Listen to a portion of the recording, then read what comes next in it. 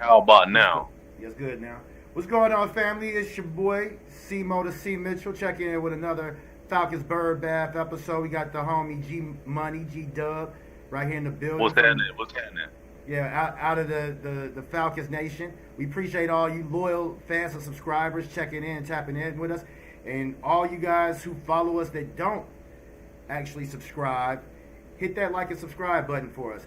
If you're watching us on YouTube, hit that like and subscribe there. And if you're on Facebook, go over there to Point Game Official and do us a favor, tap in, hit that like on that main page right there for the business page of Point Game. It's Point Game on Facebook and Point Game Official on YouTube. You can also catch us on TikTok and on Instagram as well, Point Game Official. And on TikTok, we are Point Game Official Sports. I know that's a lot, but bear with us. We're going to work on that naming thing. Somebody took Point Game Official, believe it or not, on TikTok already. So, but first and foremost, man, we recently did do a poll about the Falcons, asking who fans thought were most at fault for the underwhelming performances right now that we've gotten out of the team. And it's been overwhelmingly glaring that it is Zach Robinson. Choices between Penix, Zach Robinson, and Raheem Morris. And we're going to work on getting that up on the screen to let you guys see some of those results. But I think it was like 70 or 80% on Facebook said that it's slightly a little bit different on YouTube. A lot of our YouTube subscribers and those who followed us, I believe they went a little bit more. Well, they went 50% with Zach Robinson.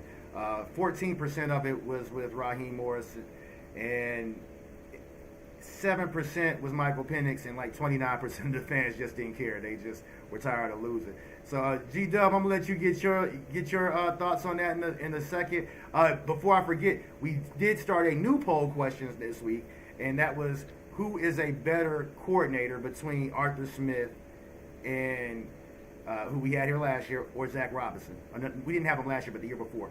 I've seen a lot of talk with people talking about Ritter versus Penix at this point, which I think is really weird. But they had different coordinators, and so we did a new poll question asking about between Zach Robinson and Arthur Smith. But G Dub, I'm gonna let you give your thoughts on everything right quick.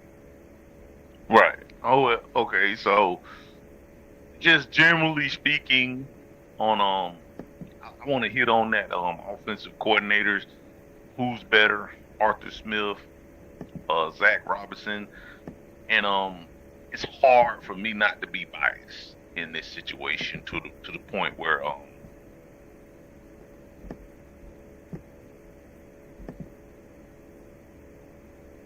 G Dub, you there? We seem to have lost the homie G Dub for a second, so we're gonna work on our technical stuff with that. But just specifically, my opinion is I do feel as though Zach Robinson has been the biggest obstacle and hindrance for the Falcons right now so far. It's largely play calling and situational football, and it's just really hard to get away from that. Now, as it pertains to who was a better offensive coordinator between Zach Robinson and Arthur Smith, I gotta go with Arthur Smith. A lot of fans didn't like Arthur Smith's play calling.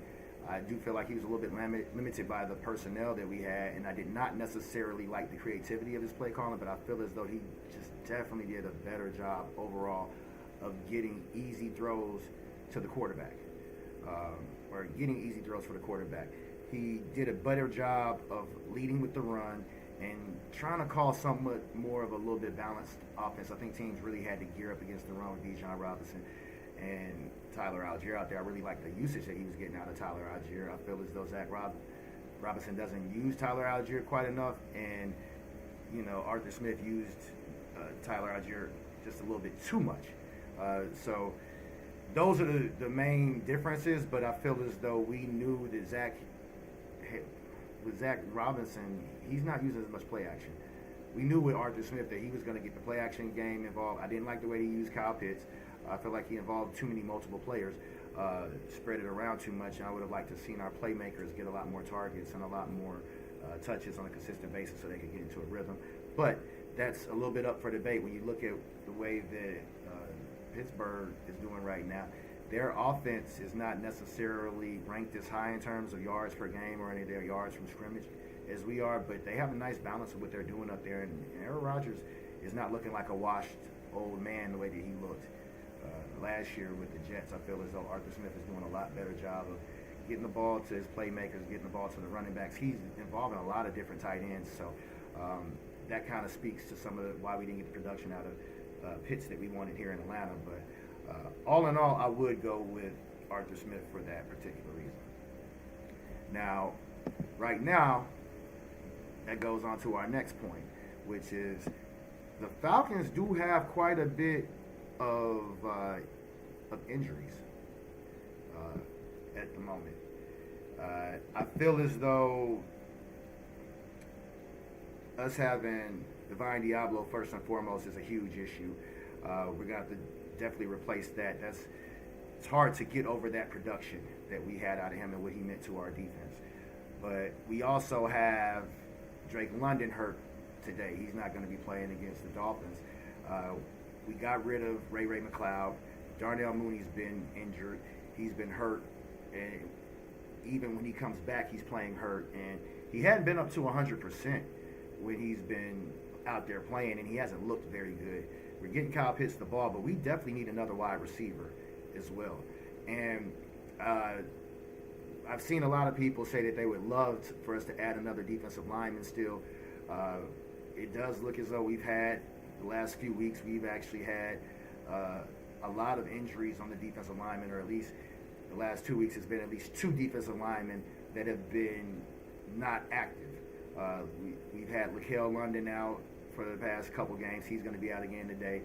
And I think even today, Zach Harrison is not going to be playing either. So we definitely could use some help on that defensive line. And I've seen people talking about trading for a defensive lineman. I don't know what's actually out there in terms of free agency. So I don't think it's as simple as just adding somebody in free agency. But definitely could see us going after some type of defensive lineman. The biggest candidates right now that we've seen, first and foremost, the Falcons are definitely being told that they are, or the Falcons put it out there that they're definitely looking to get a wide receiver and that they're open to trade for a wide receiver out there on the market. I've seen Calvin Ridley's name out there. That is not somebody that I would like to see coming back to Atlanta. Not that I don't think that Calvin Ridley has anything in the tank, but we had him here. We had the gambling issues. There was the initial, during the initial year when he first stopped playing and said he had to take some time off to clear his head. Come to find out, there was a lot of home invasions in Atlanta with a lot of celebrities, and he had a home invasion while he was on the road. Fortunately, he had his wife and kids with him.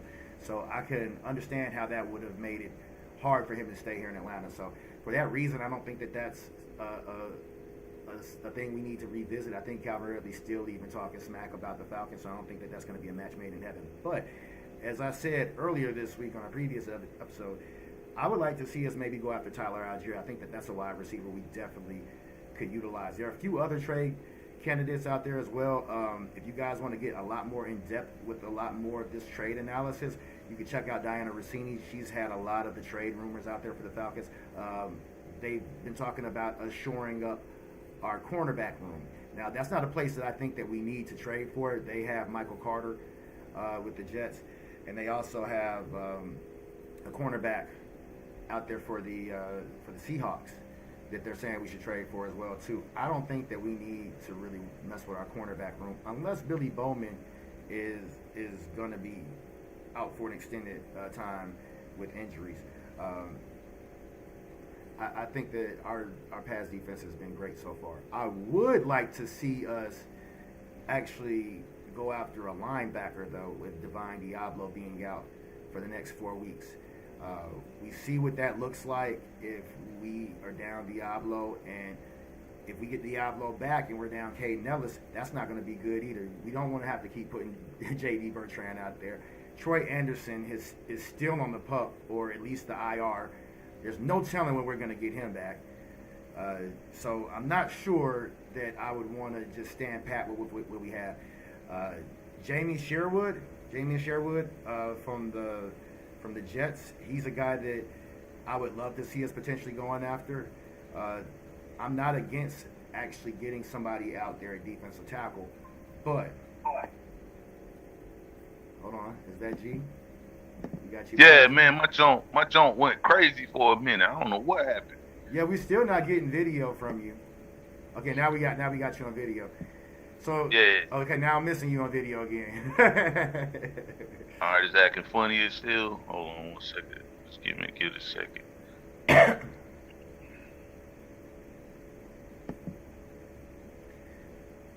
But right now I'm talking a bit about the injuries, and I'll let you kind of give your thoughts on the poll questions and the poll results. And if you guys just right now, while I'm thinking about it, go over to Point Game if you're on Facebook and you're checking us out at Falcon Nation or anywhere live on Facebook. Go hit the poll question about who is a better coordinator, who you thought was a better coordinator between Zach Robinson and Arthur Smith when we had him before. I think the poll might be closed in terms of who's more at fault for the disappointing season so far, but if you want to give your votes on that, you're welcome to as well. You there, G-Dub? Yeah, I'm here. I'm still not getting you on your video signal. Can you hear me? I can hear you fine. Let me just. Okay, now we got you back in. There you go. That was weird. No, that's all good, man. No worries. All's well that ends well. We've been talking a bit about the injuries and what that looks like for some of the guys we could go after. I was just saying that they're talking about shoring up the cornerback room. A lot of people have been talking about defensive tackle help. I was just saying, me and you had this conversation earlier about utilizing maybe getting another linebacker in there as opposed to a defensive tackle. I talked about Jamie Sherwood for the Jets. I think the Jets might be open to trading quite a few players. The Titans have definitely been have put it out there that everybody's tradable on their roster for the most part, except for Cam Ward, and there's somebody else I can't remember, but they're not trading the quarterback naturally. There was another player I cannot remember exactly. You guys, we have to look that up. But Quinn Williams, as far as the defensive tackle, is a guy that you said you'd like to see us maybe go after, who's on the Jets. I'm not sure how open the Jets are to trades. What are your overall thoughts on where we are? And even with Divine Diablo, we were kind of talking about it's going to be mandatory 4 weeks on the IR, but he might be able to come back and play with a cast on his arm. I'm not sure if it's going to still be on his arm after 4 weeks or not. But what are your thoughts about where we should be going with some of the moves? Well, the thing about the Divine Diablo, I would like to see one of the guys that we have possibly step up. With Divine Diablo, I definitely, we know it's 4 weeks, so but I definitely would like to see him in a way like do the 4 weeks, possibly come back with a cast on or something like that. I've never had that injury before to know every nuance. I've had I fractured a bone in my hand, right, and a few other things that you could just as a defensive player, as long as you're not catching the ball or whatever like that, you can actually still go out there and play. So I could see that something like that happening for him, predicated he doesn't have to get a surgery or something like that, because a lot of times when they go to cutting on you, that's a little bit different. But to my understanding, he only has a fracture. So that is a little bit more promising as far as him being able to get out there and play as a linebacker. So, and as far as anything else, I'm not completely sold on the J.D. Bertrand situation. I think he's a decent linebacker, but um, if I had to grade what I saw when he went in, I seen a lot of errors, but that's also predicated off the fact the man just hadn't got a bunch of snaps, especially with the starting group. So you have to really, I have to be a little open-minded and optimistic and give him a few more reps before I just totally drop the hammer. But I just wasn't, I wasn't overwhelmed with with promise. I can revert back to a Floyd or Lucan. And when I first saw him, I was like, "Whoa, where did he come from?" And I was like, I mean, he came out of out of the Ivy League and everything. And when they drafted him, I didn't think much of pick. So I didn't really dig into it too much. But he wound up doing pretty good, and going to Jacksonville and getting the bag. But I just remember my first initial impression of him versus my first initial impression of J.D. Bertrand. Even though Bertrand had a really really good college career, I'm not seeing it. I think Josh Woods, is that his name? Am I saying that right? Woods. Yep, you're Joshua Woods. As far as just instincts and different things, different nuances that come with that, I just see him a step or two in front of Bertrand from what I've seen now, and that's kind of my arrogance of just what I see, and I'm pretty sure the coaches see a lot more than what I would be able to see on a day to day. So maybe they know a little more about it than what I do. I would hope anyway. So and then the rest of the linebacking core, if they can figure out how to get around some of that, because it really does hurt without Diablo in there, because he is the heartbeat of our defense, and you can tell when he's not out there. It's lucratively obvious. So that is what I see with the linebacking core as far as that goes. Would you rather? To me, I think it's more important that we get a linebacker in here than a defensive tackle. What are your thoughts on that? You talking about right now? You talking about right now in this moment? In this moment, if we were gonna trade for a player, I'd much rather go for a linebacker potentially than a defensive tackle. I would say linebacker and or corner.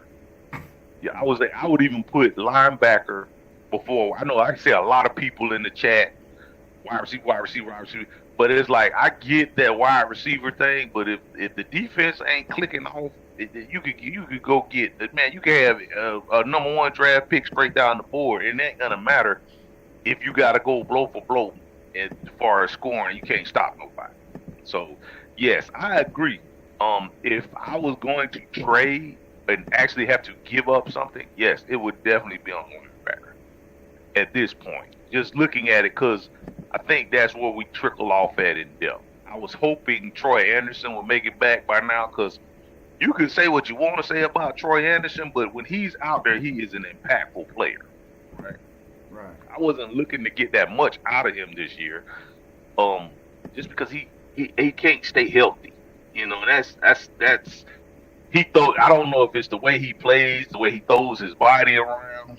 He wasn't necessarily a linebacker coming into this. He played multiple positions, and I think that's why they just were so enamored with him, because of the fact that he could play tight end. I want to say he played running back, quarterback. I think they had him at safety at some point in time. He played linebacker. He probably could play defensive end. I mean, and then he didn't really care about. He wasn't like one of those people that go, I'm a corner.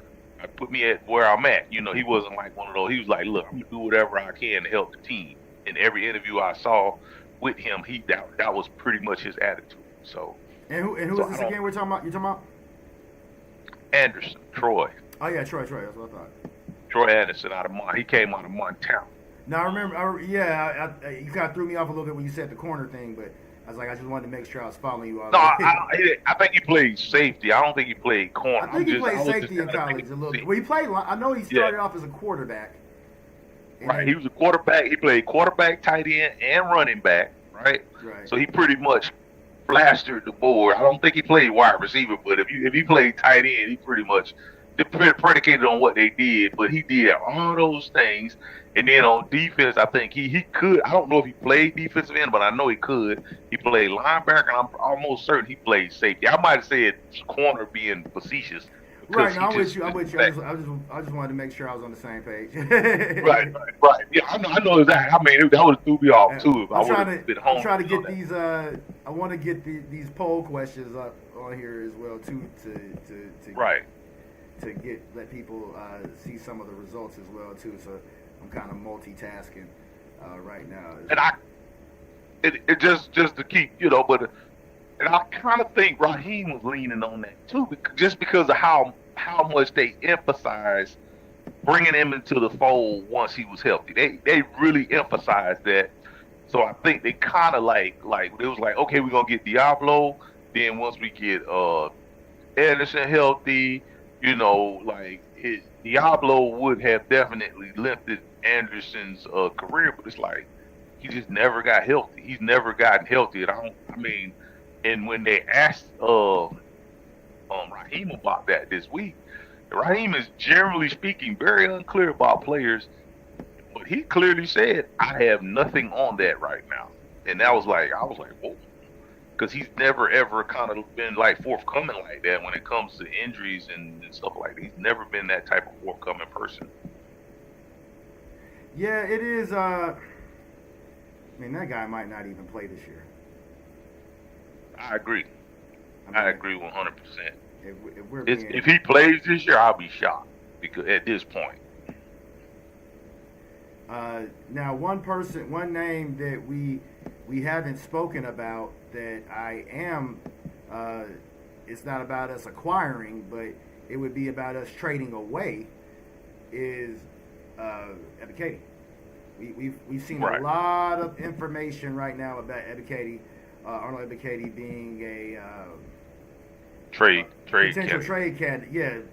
potential trade candidate, and there was a very cryptic message about there's news coming up for Ebiketie real quick and all of that type of stuff. So Right. would you trade away Arnold Ebiketie at this point? I mean, earlier in the season, I would have traded him.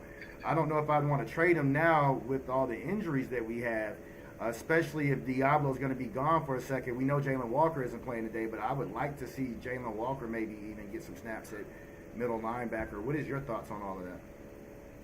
Okay. Before I answer that question, what is the date of the trade line? I forgot. I'm sorry. Trade deadline. Let's see. Trade. I know it's in November. I think it's November 4th. It is November 4th. 4 p.m. November 4th. Okay. All right. So that you got to think about that too. If you're gonna talk about trading and because of the injuries, I'm thinking we get Raylan Trice back by now. And he didn't when he came back, and I'm telling you, he flashed to me. Like when he came back, I was like, okay, we got one. And then all of a sudden, he just played the one game. Was that a preseason game or something? I can't remember if that was a preseason game or it was a regular game. He flashed though. It was a preseason game. I don't think he's played at all. He's been on injured reserve the whole season so far. Right.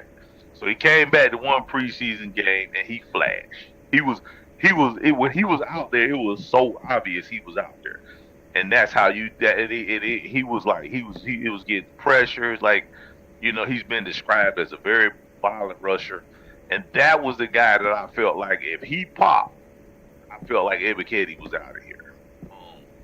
And to get him back and to get him going that quick in that little small window, because right now keeping Ebiketie ain't hurting us. But if you can I think we gave up. We picked him in the second round. So if you can get a third round for Ebiketie, I don't know. I may have to go for. I may have to do that.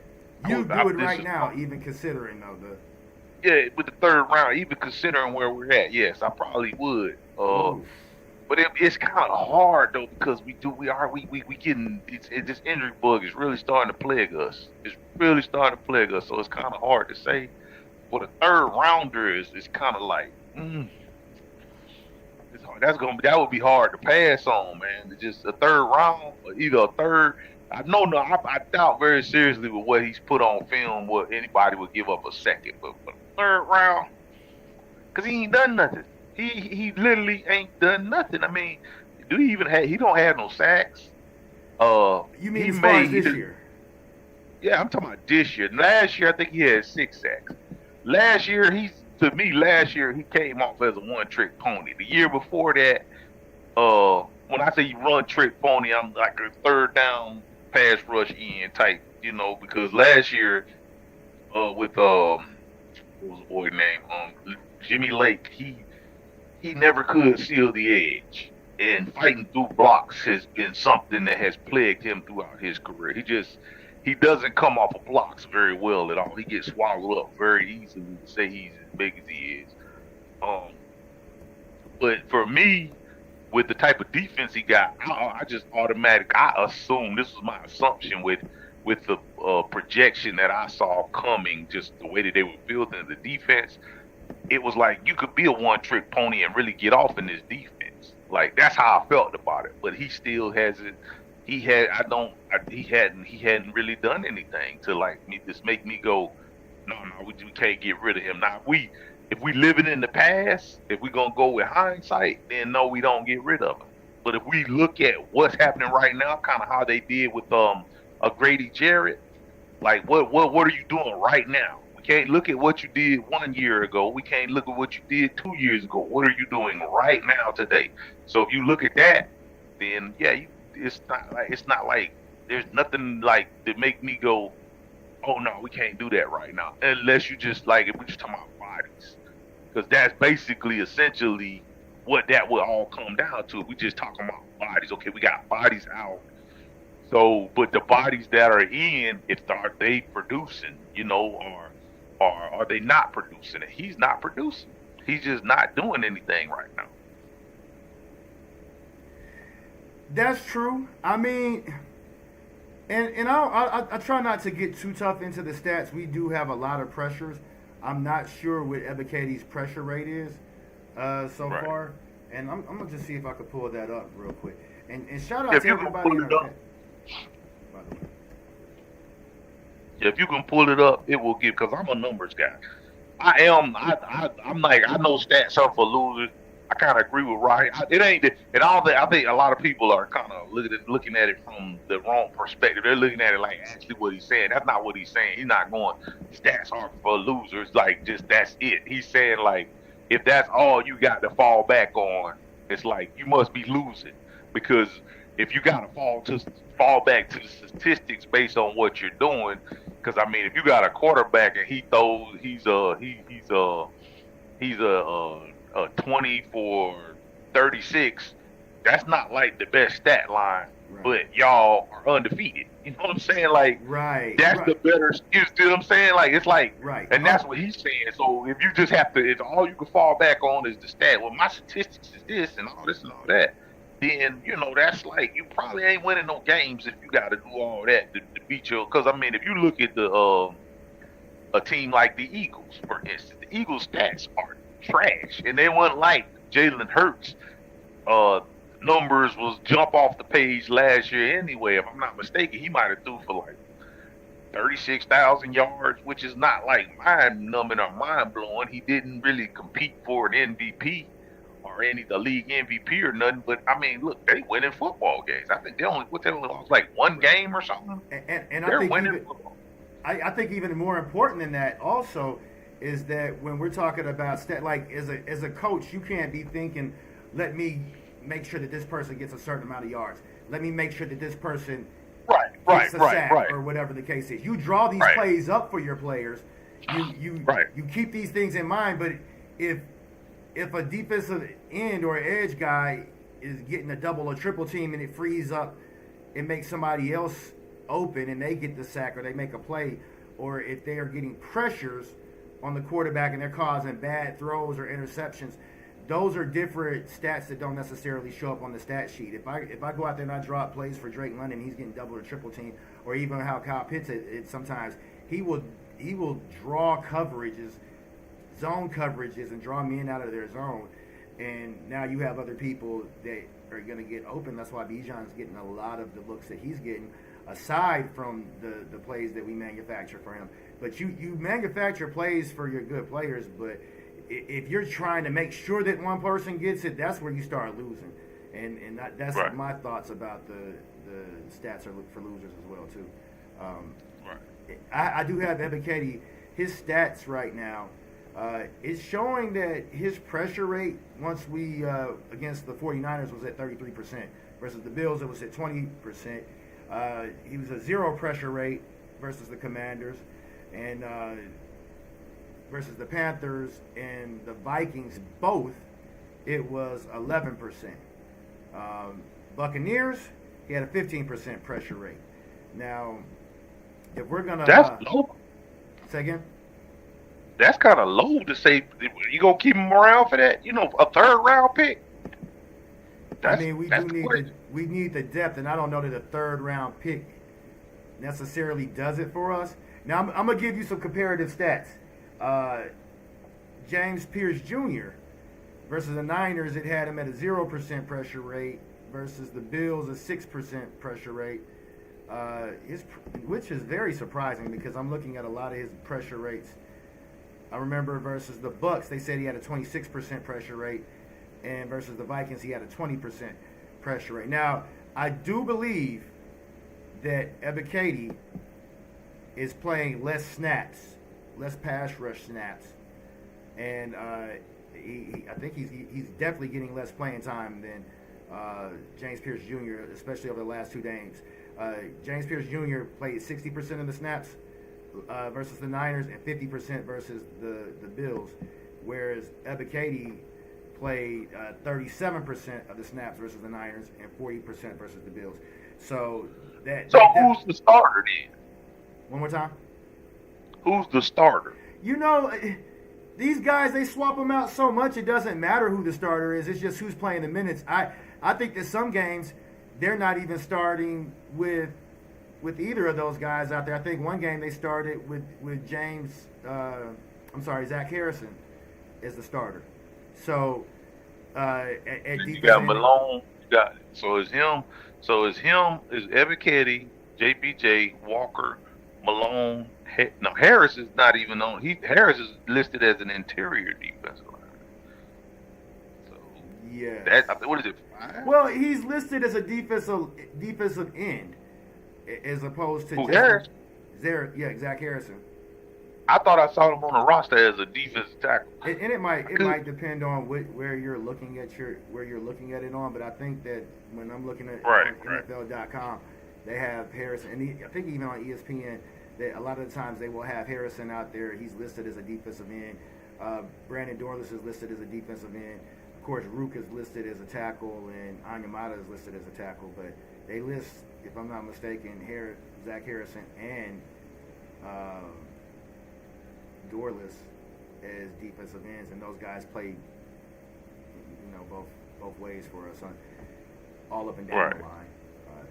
Huge parts of our team, and that's going to be a huge out for us today as well too. With Zach Harrison being out, he's a huge part of our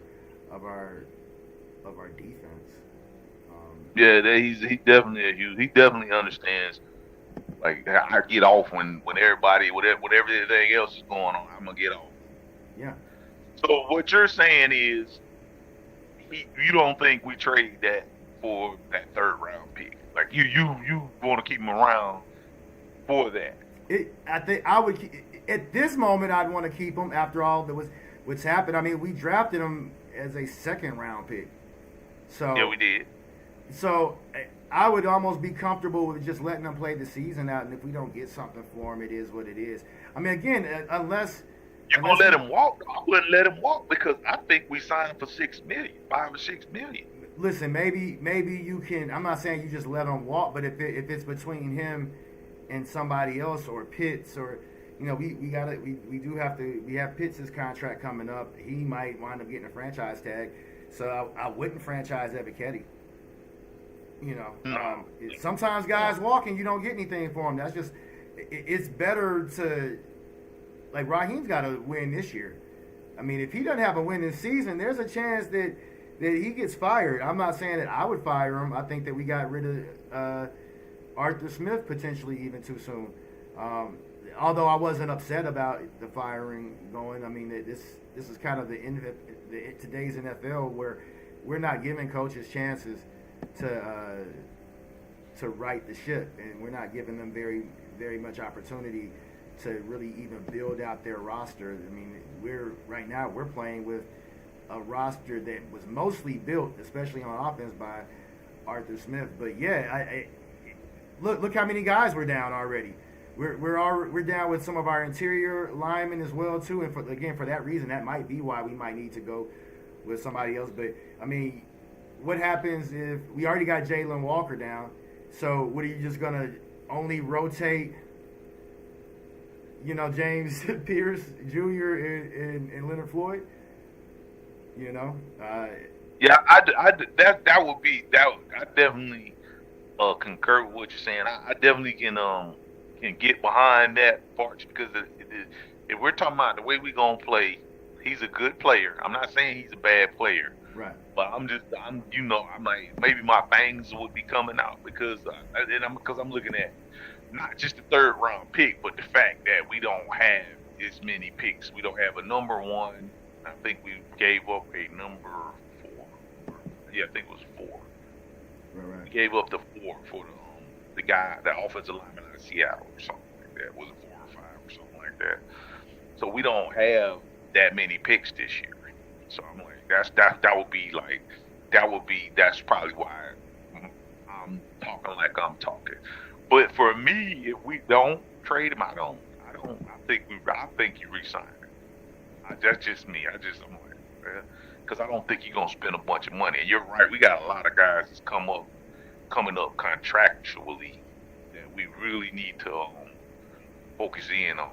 I definitely would love to re-sign Leonard Floyd, especially with the hometown discount he gave us. I don't know what I think we gotta sign Ellis, Caden Ellis. I think Caden Ellis might be up. I mean, I don't know what kind of contract I would re-sign him to, but I'm not against it. I'm definitely not against it. I'm not against it either. I don't know. The way I see Terry do contracts, Terry does prove it deals, and then even when he does hand you your money, it's not like he's not gonna set you up where you just like this guy have this sweet deal and you just all this whole bunch of guaranteed money, and he incentives the crap out of them players, which I mean, hey, you gotta respect that, because if they go down, it's like, you got all this guaranteed money coming out with. Because a lot of people complain about the Kirk Cousins situation, but they only guaranteed Kirk Cousins $100 million for what is it, 3-year value contract?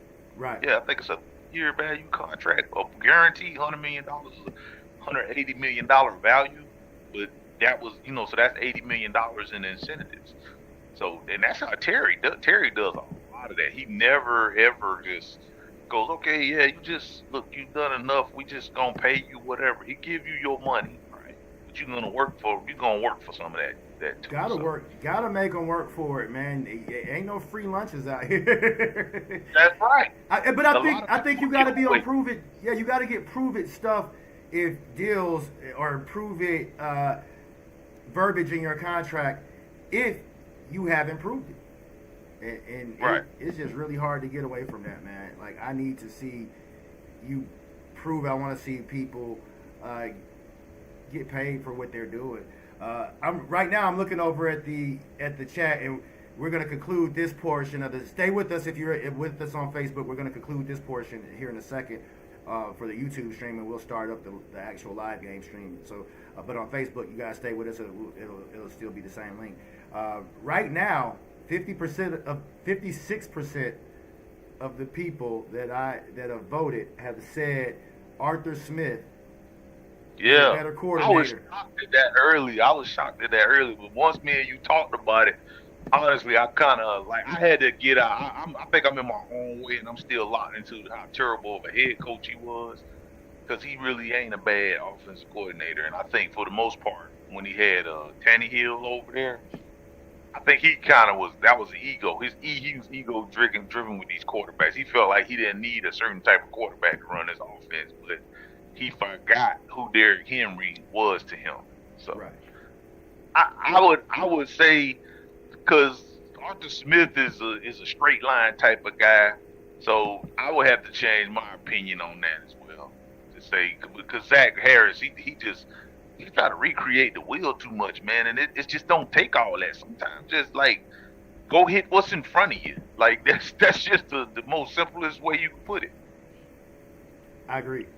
I definitely agree. Uh, Zach Harrison does get a little too cute. He overthinks it sometimes. And you just need to go ahead and just go straight ahead. I mean, this again, we talked about this before. Also, this team was definitely built around Arthur Smith personnel. So on offense, so I don't want to be too upset at Zach Robinson, but at the same time, you got to play to what your players' strengths are.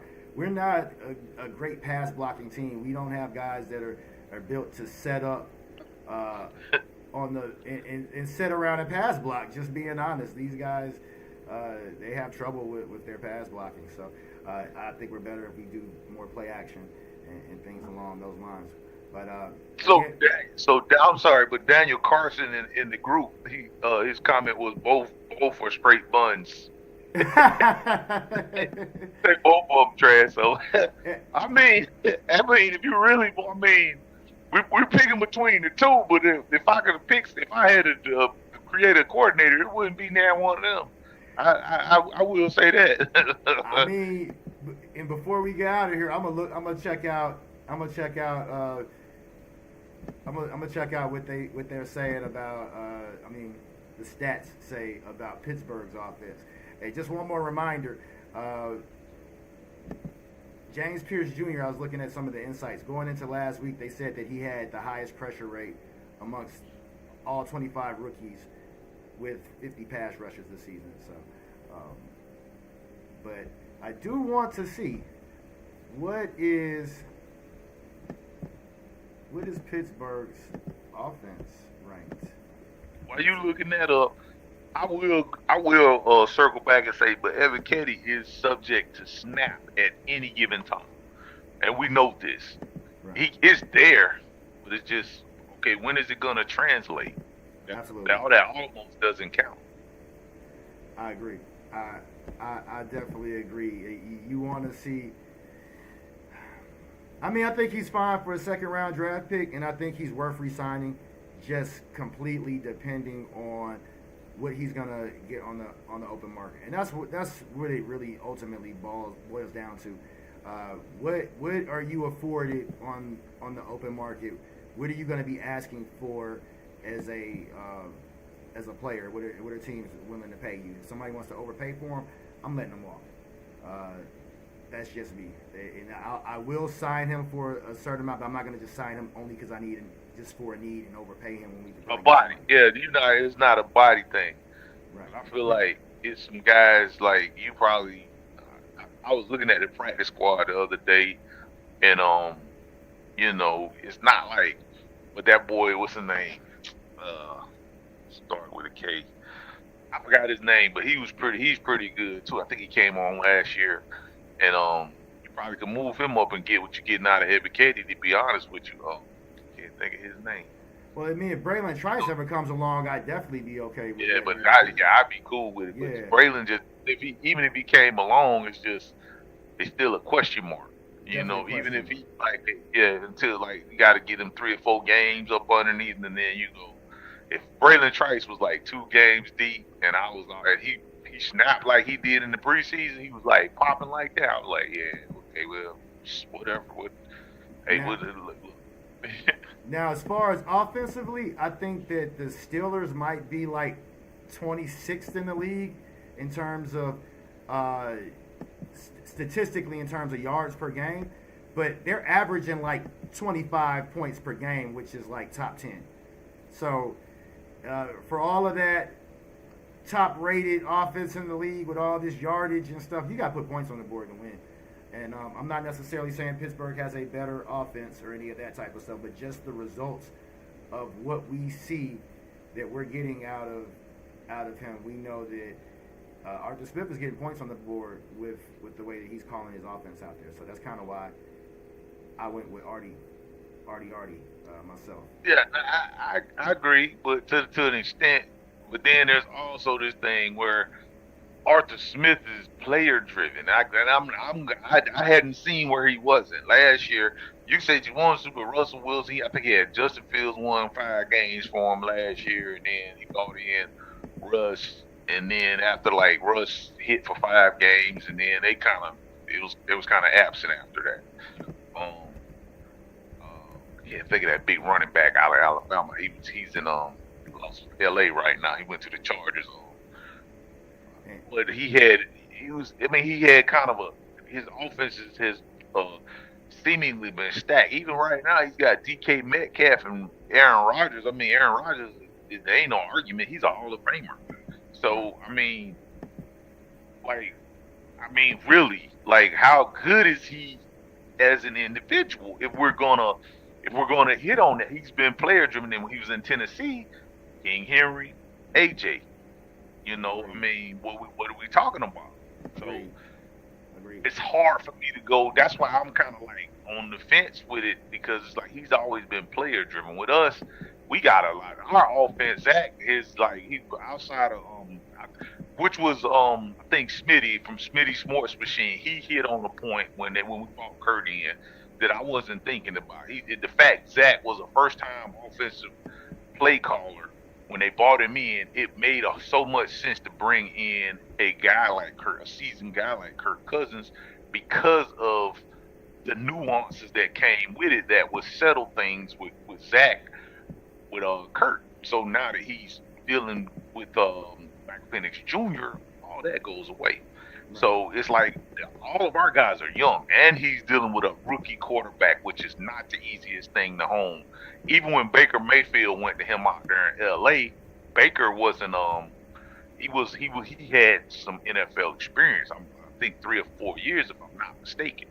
So it wasn't like a rookie dude. This dude is straight off the banana boat. He played 3 games last year, and he played really good in those games. But it's like, so the rookie growing pains, like when people get film on you, it's just a different thing. So now that they got the film on him, they just making it really, really hard for him. He not reading, picking up the blitzes and stuff like that, and all that stuff comes. It's not like you just walk out there and or like maybe the only person that probably you would get is somebody that's been groomed, like a Shador Sanders or one of the Mannings. Those guys' dads played in the league, so those guys say that when their kids tell them, "Hey, Dad, I want to be an NFL football player." Okay, well, this is what you need to know. So Penix didn't have that, so Right. he's gonna have those growing pains. So, I don't want to cut you there. We're gonna go ahead and get ready to cut this actual show. We're gonna go ahead and get ready for the live stream party. Everybody out there in the YouTube who's watching us live, go ahead, look out for the live stream party link. That's going to be up shortly. I want to give a shout out to everybody in the YouTube chat. Space Alley, Carlo Wiggins, Hannibal Black. Shout out to you, brother. Appreciate you guys checking in. I need that top 5 from you. You asked me about the top 5 running backs, brother. I need you to let me know. Hit me back with your comments about that, because we had a nice back and forth about whether Bijan Robinson could carry a team the way that a Marshall Falk could, and we'll talk about that a little later. I got Steve Hightower working on something about top 5 running backs ever. And shout out to the Facebook stream as well too. Definitely, Derek. Appreciate the love, homie. Everybody on the Facebook chat over in Falcons Nation. Make sure that you guys stay tuned with us. We're gonna keep it going. But that's it for the Bird Bath this week. Check in for our live watch along game versus the Dolphins right now. Peace out to you guys over there on YouTube. Go ahead, G.